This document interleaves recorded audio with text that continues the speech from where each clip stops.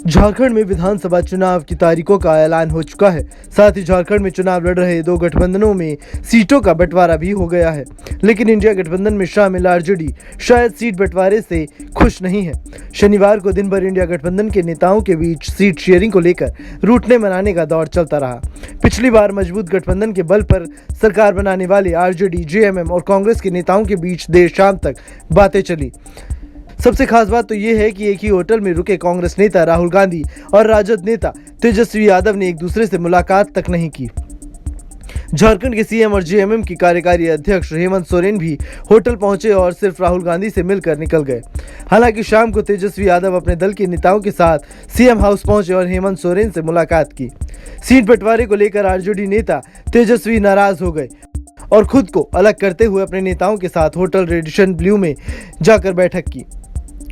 तेजस्वी ने seat sharing पर दोपहर बाद ट्वीट कर कहा कि विधानसभा चुनाव में गठबंधन और चुनाव की तैयारियों के संदर्भ में झारखंड राजद के वरीय नेता और कार्यकर्ताओं की भावना से अवगत हुआ। झारखंड में राजद की मजबूत स्थिति और सामाजिक आधार के अनुसार राष्ट्रीय अध्यक्ष अंतरिम निर्णय लेंगे। आरजेडी की बैठक में किस मुद्दे पर बात हुई, इसकी जानकारी अब तक सामने नहीं आई है। हालांकि पार्टी की ओर से कहा गया है कि 3 बजे प्रेस कॉन्फ्रेंस होगी, जिसमें आगे की रणनीति के बारे में जानकारी दी जाएगी। पूरे मामले पर झारखंड आरजेडी के अध्यक्ष संजय सिंह ने क्या कहा, सुनिए। सीट शेयरिंग के फैसले को आरजेडी ने जेएमएम और कांग्रेस का एक तरफ फैसला बताया।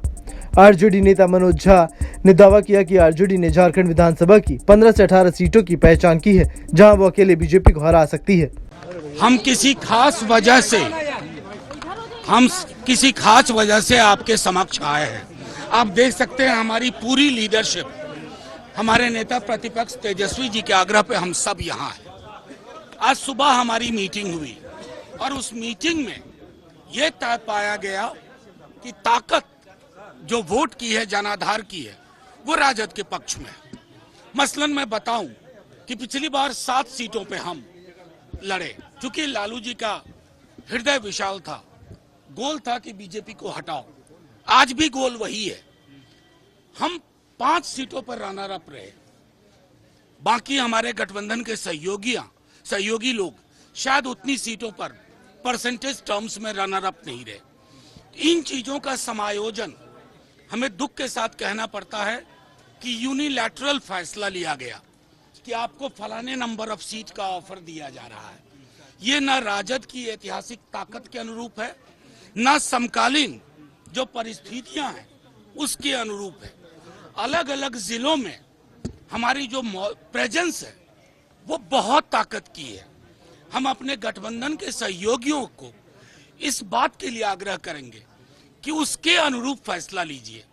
हमारे प्रभारी यहाँ हैं, हमारे प्रदेश अध्यक्ष यहाँ हैं और कल से हमारे नेता प्रतिपक्ष स्वयं तेजस्वी जी यहाँ हैं, राष्ट्रीय प्रधान महासचिव जी वो यहाँ हैं। सब लोगों के होने के बावजूद अगर गठबंधन में बुनावट की प्रक्रिया में आपने हमें संलग्न नहीं किया तो इस बात का दुख तो होता है। नहीं, मैं अपनी बात कह लूं, इस बात का कष्ट होता है और कष्ट इसलिए भी होता है कि हमारी ताकत शायद बहुत ज्यादा है। आज हमने पूरी जो मीटिंग की है उसमें हम लोगों ने 15 से 18 ऐसी सीटें चिन्हित की हैं अलग अलग जिलों की, जहां हम शायद अकेले भी बीजेपी को परास्त करने में सक्षम हैं।